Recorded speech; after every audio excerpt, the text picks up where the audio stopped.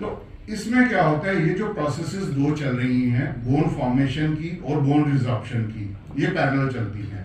जब हम ग्रो कर रहे थे, in our growing years the rate of bone formation is more than the rate of bone resorption.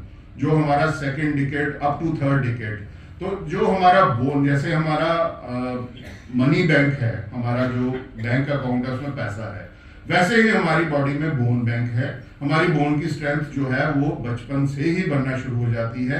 बुढ़ापे में हमारी हड्डियां कैसी रहेंगी वो बचपन से ही डिसाइड होना शुरू हो जाता है। हम कितना ध्यान रखते हैं वो किस पे डिपेंड करता है, हमारे बोन बैंक पे कितनी स्ट्रेंथ है, कितनी अच्छे से बोन में ग्रोथ हुई है और हमने कितना ध्यान दिया है न्यूट्रिशनल। तो ये प्रोसेसेस जब चलती हैं, और जब एक स्टेज आती है जब 40 प्लस एज में, और ये फीमेल्स में थोड़ा जल्दी आती है ये एज, और मेल्स में थोड़ा लेट आती है, when the rate of bone resorption is more than the rate of bone formation, and it results in a clinical disorder of bones characterized by abnormally lower bone mass, and it has defects in structures, and that makes bones fragile, and there is more than normal risk of a fracture, and this disease is called osteoporosis.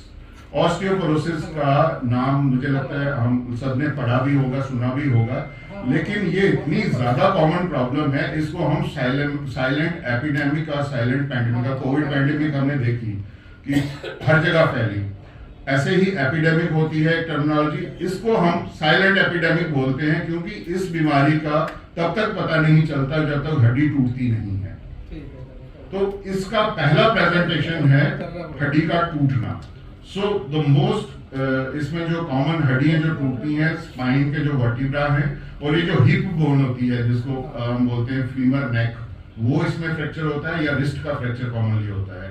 तो पहली चीज जो मैं बताना चाहता हूँ वो आपको जागरूक करना चाहता हूँ ऑस्टियोपोरोसिस के बारे में, क्योंकि ये उस तरह है, एक एग्जांपल मैंने अगर देनी हो, जैसे एक लकड़ी में दीमक लग जाता है तो दीमक उसको खोखला कर देता है, वैसे ही ये जो process rate of bone resorption जब बढ़ जाती है हड्डी को खोखला कर देती है, और कई बार हड्डी इतनी वीक हो जाती है कि अपने ही वेट के कारण हड्डी टूट जाती है। इस पे मैं आगे जब फ्रैक्चर्स पे बात करूंगा, जिसका एक और हैरान करने वाला फीचर, जो क्लास जो बोन की रिजॉर्प्शन करते हैं जो सेल्स, ये उनको इनहिबिट करता है। जब तक ये चाइल्ड बेयरिंग एज में है फीमेल, तो इनकी हड्डियां मजबूत नेचुरल तरीके से रहती हैं, but once the period of menopause reaches, ये एस्ट्रोजन हार्मोन जब विथड्रॉ हो जाता है तो ये इनहिबिटरी इफेक्ट खत्म हो जाता है, ऑस्टियोक्लास्ट ओवर एक्टिव हो जाते हैं, तो rate of bone resorption surpasses the rate of bone formation. हमारा ये होता है वो गिर गए जी फ्रैक्चर हो गया, इसमें उल्टा होता है। इसमें बुजुर्ग जैसे बाथरूम जा रहे हैं, ऑस्टियोपोरोसिस की वजह से बोन इतनी वीक हो गई, डायग्नोज नहीं हुई, और वो एक दिन टॉयलेट जा रहे हैं और गिर गए, और हमने एक्सरे कराया, देखा फ्रैक्चर हो गया। वो फ्रैक्चर पहले हुआ होता है because of osteoporosis, and then patient falls. जो हिप बोन टूट जाती है, पेशेंट नेचुरली गिरेगा क्योंकि इतनी बड़ी सपोर्ट होती है। So this is reverse. तो यहाँ आप इंपॉर्टेंस देखिए कि अगर ऑस्टियोपोरोसिस हमें पता होती और डायग्नोज होती और ट्रीट हो जाती तो ये इतना बड़ा फ्रैक्चर नहीं होता, और 1 out of 4 patients after sustaining hip fracture they die within 1 year। तो कितनी मॉर्टेलिटी हम बचा सकते हैं। So if osteoporosis diagnose well in time, तो ये हम बचा सकते हैं। और फिर ये जो ऑपरेटिव ट्रीटमेंट है, this is a sort of stress in this age group, लेकिन these are very successful surgeries जो हम लास्ट 7 years से मैं नारायण हॉस्पिटल में कर ही रहा हूँ, और एल्डरली पेशेंट्स में, क्योंकि ours is a tertiary institute और विद ऑल फैसिलिटीज, तो जो कहीं ऑपरेट नहीं होते उनको हम ऑपरेट करते हैं because we have all that type of setup. तो दीज रेस्ट अश्योर्ड, बिकॉज इतनी एडवांसमेंट एनेस्थीसिया और हमारी टेक्निक्स में हो चुकी है कि they have become safe surgeries. उसमें हिप रिप्लेसमेंट सर्जरी हो चाहे फिक्सेशन ऑफ फ्रैक्चर हो, वो सक्सेसफुली हो रही है। Don't worry about that. वही मन में आता है कि कितनी सक्सेसफुल होगी, तो मैं just I will share 2-3 things. This is minimally invasive technique जिससे मैं बता रहा हूं कि जिसमें हम, जैसे ये फ्रैक्चर है, this is 75 years old patient, अगर हमने देखना हो कि ये 3 जगह से टूटी हुई हड्डी, इसको अगर इसमें प्लेट लगानी है या नेल लगाना है तो हम इसको खोलें, इसको बिठाएं।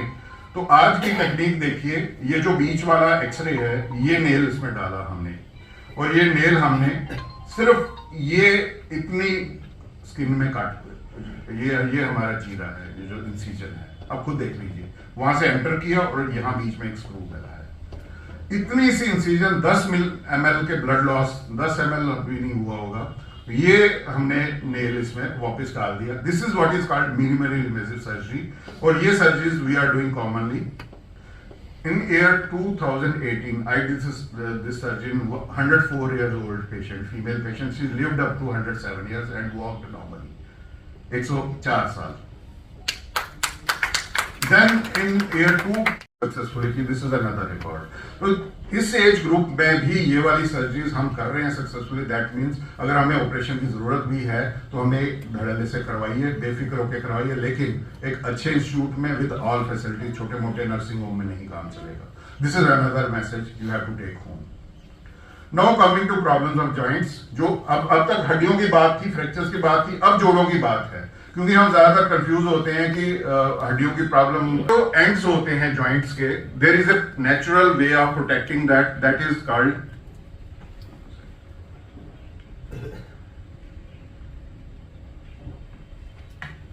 कार्टिलेज। ये जो ब्लू मार्क किया है, दोनों एंड्स के बोन्स में जॉइंट अकड़ जाता है, जिसको स्टिफनेस बोलते हैं, और स्वेलिंग भी बाद में हो जाती है। और बाद में जब ये बढ़ती जाती है अगली स्टेज में, तो ये टेढ़े होना शुरू हो जाते हैं जॉइंट्स, और टेढ़े जब हो जाते हैं तो इनमें मूवमेंट भी कम हो जाती है और चलना भी मुश्किल हो जाता है। तो उसकी वजह से लिंप हो जाती है, लंगड़ा के चलते हैं, और जब दोनों घुटने टेढ़े होते हैं तो कुछ बुजुर्ग हमारे जैसे अब कर रहे हैं डॉक्टर्स यूज कि जैसे आप दांत में कैप डलवाते हो, यहाँ डलवा लीजिए। वी डू विद सीमेंट, सब कुछ मिलता है।